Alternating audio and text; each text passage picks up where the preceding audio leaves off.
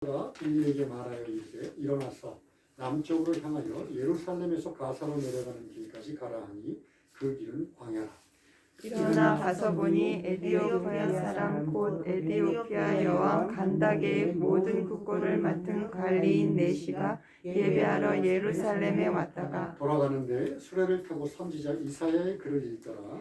성령이 빌립더러 이르시되 이 수레로 가까이 나아가라 하시거늘 빌립이 달려가서 선지자 이사야의 글 읽는 것을 듣고 말하되 읽는 것을 깨닫느냐? 대답하되 지도해 주는 사람이 없으니 어찌 깨달을 수 있느냐 하고 빌립을 청하여 수레에 올라 같이 앉으라 하니라. 읽는 성경 구절은 이것이니 일렀을 그가 도살자에게로 가는 양과 같이 끌려갔고 털 깎는 자 앞에 있는 어린 양이 조용함과 같이 그의 입을 열지 아니하였도다. 그가 굴욕을 당했을 때 공정한 재판도 받지 못하였으니 누가 그의 세대를 말하리요. 그의 생명이 땅에서 빼앗김이로다 하였거늘. 그 내시가 빌립에게 말하되 청컨대 내가 묻노니 선지자가 이 말을 한 것이 누구를 가리킴이냐? 자기를 가리킴이냐? 타인을 가리킴이냐? 빌립이 입을 열어 이 글에서 시작하여 예수를 가르쳐 복음을 전하니 길 가다가 물 있는 곳에 이르러 그 내시가 말하되 보라 물이 있으니 내가 세례를 받음에 무슨 꺼리낌이 있느냐? 이에 명하여 수레를 멈추고 빌립과 내시가 둘 다 물에 내려가 빌립이 세례를 베풀고 둘이 물에서 올라올새 주의 영이 빌립을 이끌어 간지라.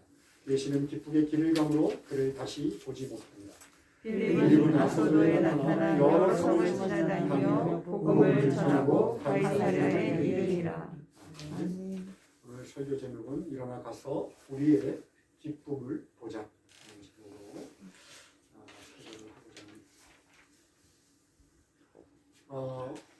이제 예루살렘에서 사도 중에 두 명이 와요, 그죠? 베드로와 요한이 사마리아의 복음이 전해졌다는 소식을 듣고 확인하러 왔다가 너무 막 감격하고 성령의 안수를 하면서 돌아갔습니다. 그리고 난 다음에 이제 남은 사람은 빌립밖에 없어요. 그런데 그 빌립에게 성령이 임하셔서 빌립에게 명령을 내리고 또 성령이 일하시는 모습이 오늘 저희들이 읽은 본문입니다. 저희도 오늘 본문을 통해서 빌립에게 명령하셨던 그 성령의 명령이 지금도 우리들에게 동일하게 역사하고 있는가를 함께 생각해 보기를 원합니다.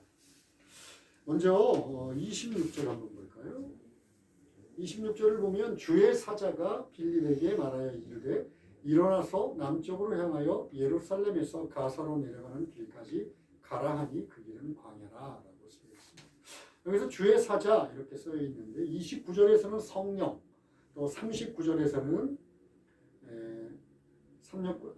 39절에는 주의 영 이렇게 되어 있습니다. 그냥 성령입니다. 성령은 여러 가지 표현으로 할 뿐이에요. 그런데 지금 성령이 무엇이라고 얘기하냐면 사마리아에 있던 빌립에게 일어나서 가라 이렇게 설명을 하고 있어요. 명령을 하고 있어요. 일어나다라고 하는 것에 먼저 주목합시다. 일어나다라고 하는 이 단어는 그냥 우리들이 편하게 행동으로서 일어나다 이런 의미도 나타내고 있어요. 이렇게 뭔가 하기 위해서 일어나야 되잖아요. 그런데 그거보다 성경에서는 예수님이 부활하신 것을 일어나다 할 때 똑같은 단어를 씁니다. 그리고 마가복음 5장에서 죽었던 소녀가 예수님께서 달리다쿰 하면서 일으킬 때 일어났다 라고 할 때도 일어나다 똑같은 단어를 씁니다. 또 마태가 세관에 이렇게 앉아 있다가 예수님께서 나를 따르라 그랬더니 그가 일어나 예수를 따랐다 할 때도 이 똑같은 단어를 씁니다. 즉 무슨 얘기냐면 행동으로서의 일어나다보다는 어떤 중요한 상황의 변화를 나타낼 때 이 일어나다라고 하는 이 단어를 많이 써요. 이게 아니스템이라고 하는 단어인데 이 단어는 성경에서는 주로 행동으로 나타나는 것보다도 상황의 변화, 중요하게 상황이 바뀔 때 이때 일어나다라고 하는 이 아니스테미를 씁니다. 이런 관점에서 빌립에게 왜 성령은 일어나라고 얘기했냐? 우리 한번 생각해 봅시다. 빌립이 지금 첫 번째 전도 여행이에요. 첫 번째 전도 여행을 왔는데 우리가 지지난주에 봤죠. 성령께서 막 표적을 나타내시고 막 권능으로 임하시고 그 사마리아 그 성들이 시몬이라고 하는 마술사한테 막 휘둘리고 있었잖아요. 그런데 그거를 완전히 잠재워 버렸어요. 그러고서 막 무지막지한 열매를 거둬들인 거예요. 그 사마리아 사람들이 여태까지 공포스럽게 막 놀라고 있던 시몬에서 탈출하고 빌립을 바라볼 때 어떤 눈으로 바라봤겠습니까? 그런 시선 속에서 빌립은 또 어떤 기분이었을까요? 아마 그냥 이렇게 달콤함에 취해서 붕 떠 있지 않았을까 생각을 합니다. 여러분, 우리가 성경에 나와 있는 인물들을 생각할 때 어떤 우리들하고 완전히 다른 초인들이라고 생각했으면 곤란해요. 그들도 물론 하나님께서 귀하게 쓰신 인물입니다. 뭐 성경에 기록되어 있고 우리들도 본받을 만한 귀한 인물들이지만 그 사람도 똑같은 연약한 육신을 갖고 있고 우리와 전혀 다를 바 없는 죄 중에 있는 사람들입니다. 그런데 중요한 건 하나님이세요. 하나님이 그들을 택하셔서 부르시고 또 그에게 능력을 주시고 그 일을 감당할 수 있도록 하신 하나님이 중요합니다. 자, 그럼 그들과 우리는 어떤 차이도 없느냐? 차이가 있긴 있어요. 바로 순종한다는 거예요. 그들이 얼만큼 우리보다 순종하느냐의 차이는 물론 있습니다. 자, 그런데 어쨌든 간에 달콤한 그런 성취감. 이제 더구나 예루살렘에 왔던 두 사도가 확인차 왔다가 자기가 했던 자기가 한 건 아니지만 어쨌든 간에 그걸 보고 인정하고 또 안수해서 성령의 안수까지 해주고 둘은 돌아갔잖아요. 그러면 이제 사마리아는 누구에게 맡긴 거예요? 빌립에게 맡긴 거예요. 네가 그럼 여기를 이제 잘 교회를 세워라 하고 맡기고 돌아간 거란 말이에요. 그러니까 얼마나 좋아요. 그럴 때 성령은 빌립에게 일어나라고 얘기하는 거예요. 일어나. 제가 좀 제 나름대로 주석을 붙이면 이래요. 빌립, 아니야. 네가 지금 이 달콤함에 취해 있을 때가 아니야. 정신 차려. 깨어나야 돼. 그리고 다시 일어나서 나와 함께 일하자. 마치 세관에 앉아가지고 동포들의 돈을 막 긁어 모으고 욕심에 차 있는데 험하게 그지없는 인생을 살고 있던 마태에게 예수님께서 나를 따라오라 라고 마치 명령하신 것 같아요. 자, 그때 빌립이 일어납니다. 왜 하나님은 성령을 통해서 빌립을 그 사마리아 성에 그냥 놔두지 않으셨을까요? 써먹으려고. 빌립을 통해서 당신의 일을 좀 하려고 빌립을 끝까지 사용해서 이용하시려고 했던 걸까요? 아니요. 이 세상에 하나님이 무슨 결핍이 있어가지고 빌립이나 지금 우리들이나 돕는 손길이 없어서 우리들의 도움을 필요로 한다? 있을 수 없잖아요. 그죠? 그런데다가 누가복음 11장의 말씀처럼 이 세상에 악한 자라도 자기 자식에게는 좋은 것으로 줄 줄 알거든. 하물며 하늘에 계신 너희 아버지께서 너희에게 좋은 것으로 주지 않겠냐? 그 말씀에 따르면 빌립에게 일어나라 라고 하는 것은 당신의 자녀에게 무언가 좋은 것, 최선의 것, 이것을 주겠다는 얘기랑 똑같잖아요. 하나님께서 주시는 것, 예비하시는 것, 최선의 것을 맛보는 것은 내가 지금 누리고 있는 이 자리에서 일어나는 것으로 시작한다는 것을 오늘 본문은 이야기해 주고 있습니다. 여러분, 그렇다면 예수 믿은 여러분들은 어떻습니까? 여러분들에게는 일어나라 라고 하는 말이 혹시 들리십니까? 성령이 만약에 그때나 지금이나 변함없는 하나님이시라면 당신의 자녀들, 하나님의 자녀들에게 좋은 것을 준비하고 그 좋은 것을 누리기 위하여 첫 번째 하는 명령은 일어나라 하는 명령일 수밖에 없어요. 만약에 예수를 믿고 난 다음에 모든 게 잘 돼. 결혼도 했고 또 자녀들도 잘 되고 건강하고 하는 일도 그런 대로 괜찮고 이렇게 살면 장밋빛 미래가 그려질 것 같아요. 그런데 예수님이 일어나라 하는 소리가 들리지 않아. 그러면 위험합니다. 예수 믿고 내가 잘 되고 내가 축복받는 거 너무 좋은데 그곳에 일어나라고 하는 성령의 음성이 들리지 않는다? 위험한 상태입니다. 우리가 어떤 환경에 처해 있든지 하나님의 관계가 끊어지면요, 그 결과는 불을 보듯 뻔해요. 항상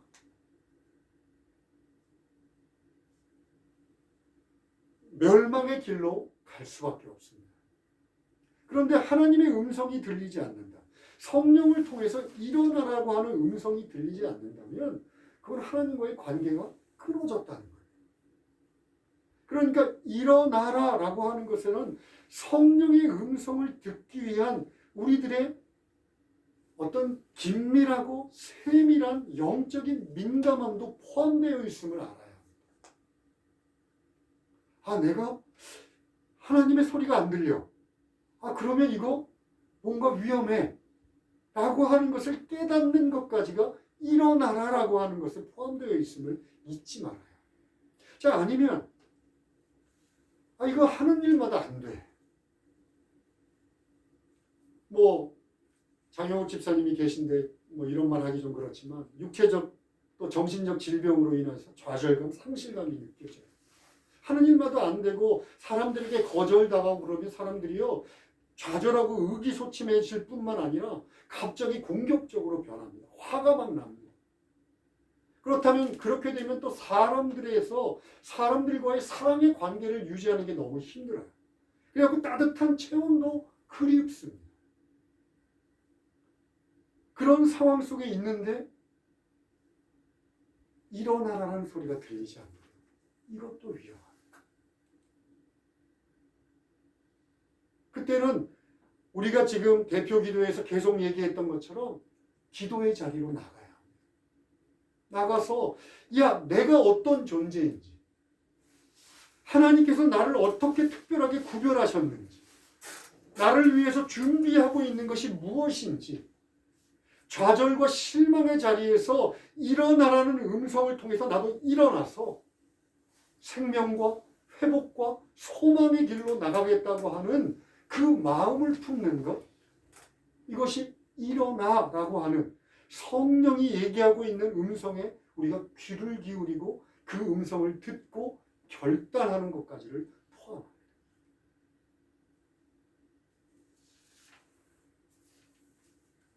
예수 믿었고 예수 믿으면 누구나가 하나님의 자녀가 됩니다. 그런데 우리들의 일상생활이 반복되는 그저 생활의 바쁨이나 아니면 그냥 말초적인 쾌락, 텔레비 보는 거, 유튜브 돌아다니면서 보는 거, 이런 걸로 정신이 다 팔려버려가지고 성령의 음성이 전혀 들리지 않는다. 이것처럼 불행한 일은 없어요.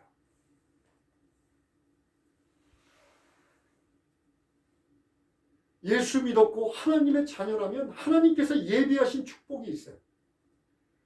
하나님께서 우리들에게 주시고자 하는 축복, 우리들에게 맡기고자 하는 소명, 하나님의 자녀로서의 정체성이 있는데 이것은 듣는 것으로 먼저 시작합니다. 하나님께서 일어나. 네 자리에서 일어나.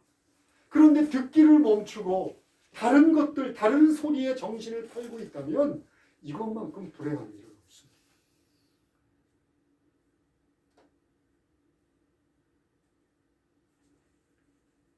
혹시라도 지금까지 그렇게 살아왔다면 이 설교자의 음성을 듣고 제발 이것이 하나님의 말씀이라고, 하나님이 내게 하는 말씀이라고 꼭 그 마음속에 다짐했으면 좋겠습니다. 그리고 이어서 성령은 빌립에게 말합니다. 26절 끝입니다. 가사로 내려가는 길까지 가라. 이렇게 얘기합니다. 여러분, 일어나는 것만으로 끝나는 것이 아니라 사실은 가라라고 하는 것이 목적이에요. 그렇죠? 바로 이 하나님의 자녀로서의 정체성은 여러 가지로 설명할 수 있어요. 뭐 평안한 사람, 기쁨으로 넘치는 사람, 하나님 앞에 늘 충성하는 사람, 여러 가지로 얘기할 수 있지만 사실 여기서 지금 가라라고 하는 이 명령이 우리들의 소명이라는 것은 부정의 여지가 없습니다. 그런데 어디로 가라는가 볼까요? 가사로 내려가는 길까지 가라 그러고서 거기다 부연 설명을 그 길은 광야다 이렇게. 지금 사마리아 성에 있는 빌립은 사마리아 성은 꽤 큰 성이에요. 번쩍번쩍거리는 곳입니다. 사람들이 다 인정해지고 이제 성공하려고 하는 때예요. 그런데 그를 들어서 광야라는 곳으로 내보냅니다. 이 가사라고 하는 곳은 굉장히 큰 도시인데 예루살렘에서 가사로 내려가는 그 길이 이유는 모르지만 황폐해 버렸어요. 사람이 다니지 않습니다. 사람이 인적이 끊어진 곳이고 도적들만 출몰하는 곳이에요. 뭐 이유는 사실 몰라요. 그런데 그 황폐한 길을 지금 광야다라고 한마디로 얘기합니다. 번쩍거리고 화려한 사마리아 성을 등지고 광야로 갔더니 하나님께서 예비하신 한 사람이 있어요. 그 사람이 누구냐면 에디오피아의 엔다게라고 하는 여왕의 이름. 이 엔다게는 사람의 이름이 아니에요. 그냥 왕조의 이름이에요. 왕조. 엔다게의 여왕의 국고를 맡고 있는, 그러니까 재정을 담당하고 있는 관리인데 내시인 사람이 예배하러 예루살렘에 왔어요. 꽤 떨어진 거리인데 아마도 무슨 특별한 명절을 맞아서 예배하러 온 것으로 봐선 이방인이지만 유대교로 개종한 사람 같아요. 그런데 이 사람이 예배드리러 왔다가 다시 돌아가는 길에 성령께서 빌립을 그에게 보냅니다. 그래서 이사야서를 통해서 예수 그리스도를 증거하고 이 사람이 그 얘기를 듣고 예수를 믿고 물에서 세례를 받습니다. 즉, 이 한 사람을 위해서 그 화려한 성을 등지게 해서 성령은 빌립을 광야로 내보낸 거예요. 자, 그렇게 되면 와, 우리도 광야로 가는 광야 듣기만 해도 뭐 좀 머리가 좀 아파요, 그죠? 광야라고 하면 더구나 일본 땅에서 뭐 광야라는 곳이 어디 있기나 합니까? 어디로 가란 얘기지? 그런데 이 광야라고 쓰여져 있는 이 에레모스라고 하는 이 단어는요, 사람들한테 쓰일 때가 있어요. 그냥 지역, 뭐 광야, 에레모스는 많은 경우 광야, 황폐한 땅, 피폐한 땅, 버려진 땅, 이거를 나타내는 단어임이 틀림없습니다. 그런데 사람에게 쓰여질 때가 있어요. 그때는 언제냐면, 어떻게 쓰여지냐면, 버려진 사람, 궁핍하고 핍박받는 사람, 삶이 흔들려서 황폐해진 사람, 이런 사람들을 나타낼 때 에레모스라는 동일한 단어를 씁니다. 그뿐만이 아니에요. 지금 우리 엔닥의 여왕의 국고를 맡고 있는 이 사람 대단한 사람처럼 보이죠. 이 사람이 유대교로 개종을 했어요. 그리고 예루살렘에 올라왔습니다. 예배드리라. 근데 그는 절대로 성전에 들어가지 못합니다. 유대교로 아무리 개종을 해서 유대교인이 되었지만 성전에서 예배드릴 수 없어요. 왜냐하면 신명기 23장이죠. 신명기 23장에 고자인 내시는 절대로 유대 공동체 안으로 들어올 수가 없다라고 율법을 금하고 있어요. 그러니까 아무리 자기가 유대교로 개종을 해서 하나님, 살아계신 하나님을 믿는다 할지라도 그 당시 율법에 의하면 유대 공동체 안으로 들어올 수 없는 사람이에요. 그러니까 예배드리러 먼 거리를 왔지만 성전 주위를 그렇게 맴돌면서 아휴, 내가 참 고자지. 자신의 그런 비참한 신세만 절감하고 돌아갔을 뿐이에요. 그가 아무리 마차를 타고 장거리 여행을 다닐 수 있을 정도로 또 관리이지만 그는 가정을 가질 수도 없고 누구와 사랑을 나눌 수도 없고 그리고 종교마저도 자신을 받아주지 않는 그런 에레모스의 사람이에요.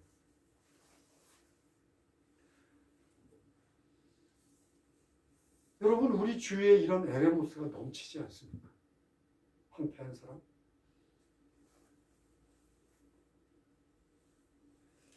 마음이 연약하고 어디선가 상실의 눈물이 마르지 않고 육신의 연약함과 정신의 연약함으로 고통받고 있고 실패와 좌절로 거부당하고 있고 의기소침하고 좌절하고 아무리 딱딱한 갑옷으로 자기를 감춘다 하더라도 그 내부에 허무함으로 넘치는 사람들이 얼마나 많습니까?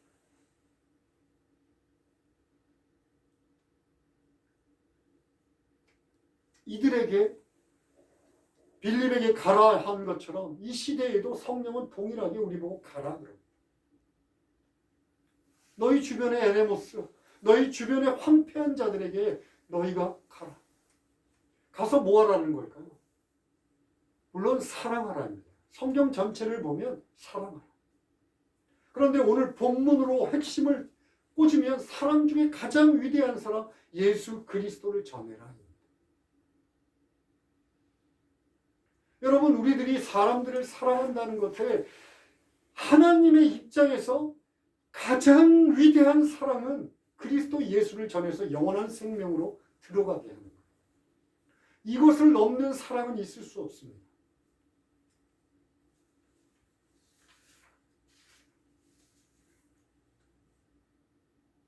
에레모스의 사람들, 황폐하고 공고하고 핍박하고 연약한 사람들, 그 사람들에게 그리스도 예수가 필요하다는 것은 예수 그리스도가 바로 그런 사람들을 위해서 왔어요.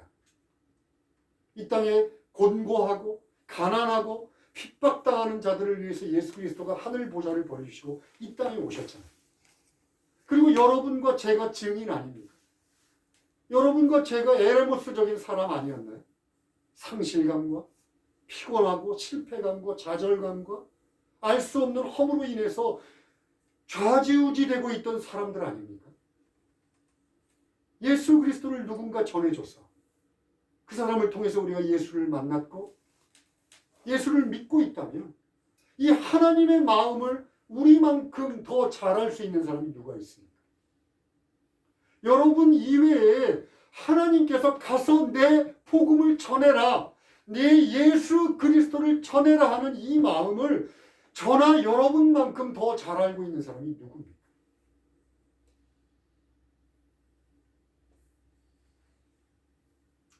여기서 잠깐 주제를 좀 바꿔볼까요? 혹시 여러분 예수 믿으면 불행해질까 걱정이십니까? 혹시 예수 믿으면 맨날 손해만 봐야 되고 이 세상에 낙이라고 하나도 없고 어떤 사람처럼 자기가 보기에 뭐 사람들 친구들도 다 떠날 것 같고 예수 열심히 믿으면 낙도 없고 무미건조한 삶을 살 거라고 그런 생각 혹시 갖고 계신가요? 예수 그리스도를 믿고 났더니 이 세상에 뭐 제대로 맛보려고 하는 것이 하나도 맛이 없는 상태, 그런 상태가 될까 봐 두려운 분들 계시나요? 여러분, 이 세상은 하나님이 창조하셨습니다. 진화론자들이 아무리 떠들어도 이 세상은 하나님이 창조하셨고 비록 죄로 인해서 타락하긴 했지만 하나님이 여전히 붙들고 계십니다. 하나님의 섭리로 운행되고 있는 세상입니다. 여러분, 인간은요, 이 세상의 동물들과 구별되게 하나님의 형상을 따라 만들어졌어요. 우리들도 죄로 덮여 있어서 어쩔 때는 동물보다 못한 놈, 짐승보다 못한 놈 소리를 듣긴 하지만 우리 내부에 하나님의 형상이 우리 인간이라고 하는 독특성을 그대로 유지하고 있습니다. 그런데 여러분 잘 아시는 바와 같이 죄가 우리에게 들어왔어요. 우리들이 바라보는 세상은 로마서 8장의 말씀처럼 이 피조세계는 타락하고 왜곡해서 로마서 8장에 이렇게 되어 있어요. 우리와 함께 탄식하고 우리와 함께 고통을 겪고 있다고 얘기해요. 우리 인간 사회는 어떻습니까? 죄와 탐욕과 욕심과 착취와 말도 안 되는 분노와 미움들로 가득 차 있는 세상입니다. 그래요. 인정할 수밖에 없습니다. 그런데 해결책이 생겼잖아요. 바로 여러분들이 믿고 있는 예수 그리스도가 이 땅으로 걸어오셔서 우리를 대신해서 십자가를 지고 죽으셨다는 것은 우리 죄가 용서됐다. 이렇게 바라보는 관점도 있지만 회복됐다는 거예요. 회복됐다. 즉 하나님이 우리 인간들을 처음 만들 때 어떻게 만드셨냐면 이 세상의 모든 세계들, 눈으로 보는 것, 그리고 귀로 듣는 것, 냄새 맡는 것, 맛을 보는 것, 내가 몸으로 느끼는 것, 서로 사랑하며 아름답게 만족하며 누리도록 살도록 만드셨어요. 이것이 창조의 목적입니다. 그 안에서 참으로 행복하게 살아가라고 하나님께서 우리 인간을 만드셨어요. 예수 그리스도가 이 땅에 오셨다는 것은, 그리고 우리를 위해서 십자가에 죽으셨다고 하는 것은 우리 죄를 사하셔서 우리가 천당 간다라고 하는 것만이 아니라 하나님과의 관계를 회복시켰고 우리들이 이 죄 중에 완벽하지 않지만 회복된 인생을 살 수 있도록 하나님께서 만드셨다. 그런데 누가 여러분들을 속입니까? 여러분 생각해 보세요.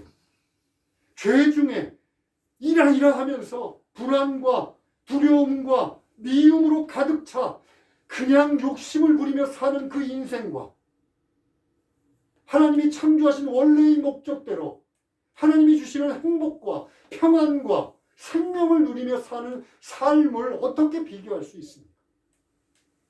그런데 누가 여러분들에게 예수 믿는 것을 주저주저하게 만들고 이 땅에서 한쪽 발은 이쪽에다가 한쪽 발은 저쪽에다가 걸치고 살도록 만든다는 말입니다. 제가 왜 이 이야기를 하냐면 여러분들이 마음껏 행복하지 못한데 예수 그리스도 안에서 마음껏 기쁘지 못한데 어떻게, 아니 왜 예수를 전해야 됩니까? 명령하니까? 의무니까? 그 의무 안 지키면 천국에 못 갈까 봐? 아니면 내가 죽어서 복음 안 전했으면 천국에 못 들어갈까 봐? 아니에요. 정말 중요합니다. 천국 굉장히 중요하고 사람들에게 영원한 영생을 전하는 거 놀라운 일입니다. 반드시 해야 되는 일이지만 여러분 그 천국이 있다는 것을 어떻게 확신하십니까? 지금 이 세상에서의 삶이 여러분들의 삶이 천국을 누리지 못하는데 내가 죽은 다음에 천국이 있는 거 어떻게 아셔요?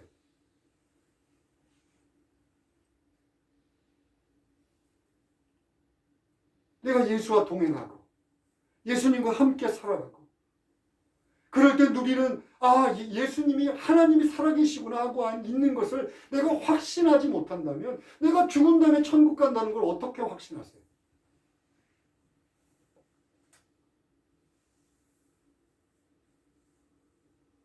제가요 여러분들에게 천국에 대한 확신을 늘 설교에서 얘기해요. 그런데 그 천국의 확신은요 보이지 않는 소망이에요. 보이지 않잖아요. 그런데 그 보이지 않는 소망을 우리는 하나님과의 관계를 통해서 확신하는 거예요. 그리고 그 확신은 일어나 가 라고 하는 그 명령의 순종함으로 시작됩니다. 일어나라 하면 일어나는 것이고 가라 하면 가는 것이고 그 순종함으로 내가 하나님께 모든 것을 의뢰할 때 하나님은 나를 원래 창조의 목적대로 회복시키시고 나를 도우시고 내 안에 부족하지만 모자라고 부족하지만 나를 용납하시고 하나님이 예비하신 가장 좋은 것으로 채우시는 것. 이것을 누리지 못한다면 저희들이 왜 예수를 믿고 그리고 왜 예수를 전해야 합니까? 설교를 마무리하고 싶습니다. 27절에 27절이 아니네요. 이제 27절에 일어나 가다. 여기까지는 명령대로예요. 그죠? 26절에서 일어나서 가사로 내려가는 길을 가라라고 명령했잖아요. 그랬더니 빌립이 일어나 갔어요. 순종했죠. 그죠? 그러고 난 다음에 하나가 더 붙습니다. 뭐가 붙어 있죠? 네? 본이. 예수 그리스도 성령이 말씀하시는 그 말씀을 따라서 일어나서 그리고 가사로 내려가는 그 길을 갔더니 보았다 이렇게 되어 있습니다. 뭘 보았습니까? 한 사람? 하나님께서 예비하신 넷이 한 사람을 보았을까요? 오늘 본문은 그렇게 마무리하지 않습니다. 39절 둘이 물에서 올라올 때 주의 영이 빌립을 이끌어 간지라 넷이는 기쁘게 길을 감으로 그를 다시 보지 못하니라. 상심한 마음. 내가 하나님을 믿었는데도 이 유대 공동체 안에 들어가지 못해서 성전 안으로 들어가 예배조차 마음대로 드릴 수 없고 돌아오면서 도대체 내가 믿고 있는 하나님은 도대체 어떤 분인가? 방황하며 구도의 마음으로 갈등과 혼란 속에 있을 때 빌립이 왔어요. 와서 빌립이 전해주는 이사야서의 해석을 보면서 그리스도 예수를 만납니다. 그리고 세례를 받습니다. 그의 기뻐하는 모습이 눈에 보이지 않습니까? 빌립이 본 것은요, 그저 한 사람의 넷이 한 사람을 본 것이 아니라 넷이를 통해서 이루어지는 그 기쁨의 감격을 본 겁니다. 여러분, 예수를 전한다고 하는 것은요, 우리가 이 세상을 하나님의 뜻대로 하나님에게 순종하며 살 때 정말 중요한 기쁨이 하나가 있는데, 내가 믿고 있는 예수, 내가 예수를 믿음으로 인해서 갖고 있는 이 기쁨과 환희, 이 평강과 생명을 내가 복음을 전했는데 그 사람이 누리는 거예요. 여러분, 이 기쁨이 얼마나 큰지 아십니까? 제가 한국에 있을 때 복음을 전했던 사람이 좀 시간이 지나고 예수를 믿고 나더니 내 손을 붙잡고 눈물을 흘리면서 고마워요, 사장님. 저희 어머니가 제가 운전을 하고 있는데 전화를 해서 펑펑 울어요. 왜요? 그랬더니 너무 고맙다. 17년 동안 예수를 안 믿던 사람이 17년 만에 예수 믿고 내가 집에 있는 불단하고 이거 좀 다 태워버리려다.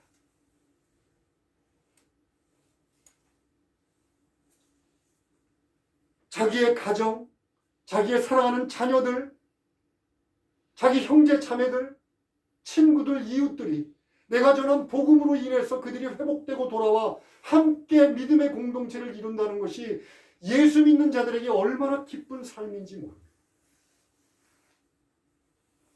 더군다나요, 이 삶은 이 지상에서 그치지 않습니다. 볼까요? 39절 끝에 보니까 그를 다시 보지 못했다.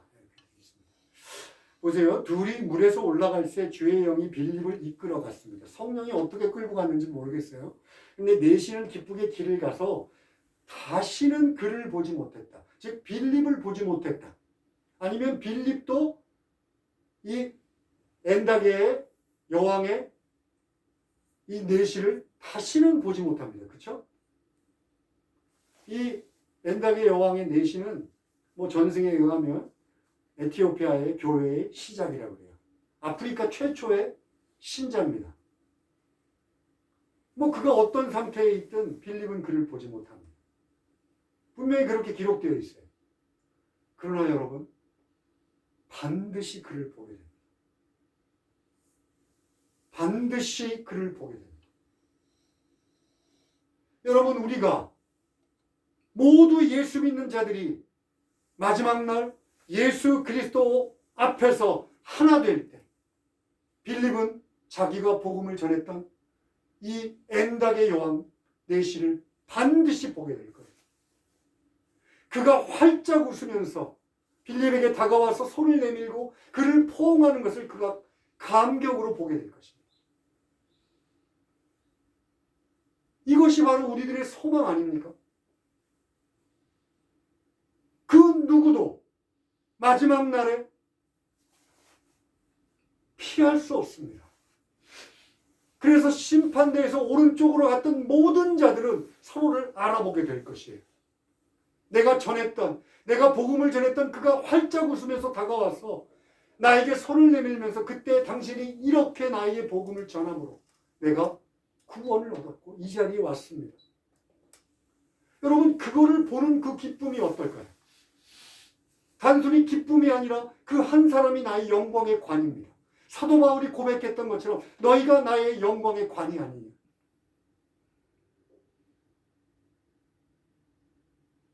빌립이 일어나 가서 본 것처럼 우리도 그 자리에서 그저 하루하루 허망하게 소비하고 있는 그 자리에서 일어나서 하나님이 가라 하시는 그곳에 가서 우리들의 기쁨을 보아야 하지 않습니까?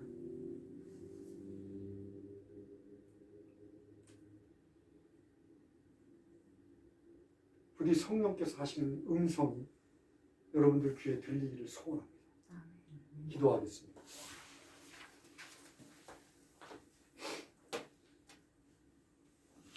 하나님 아버지,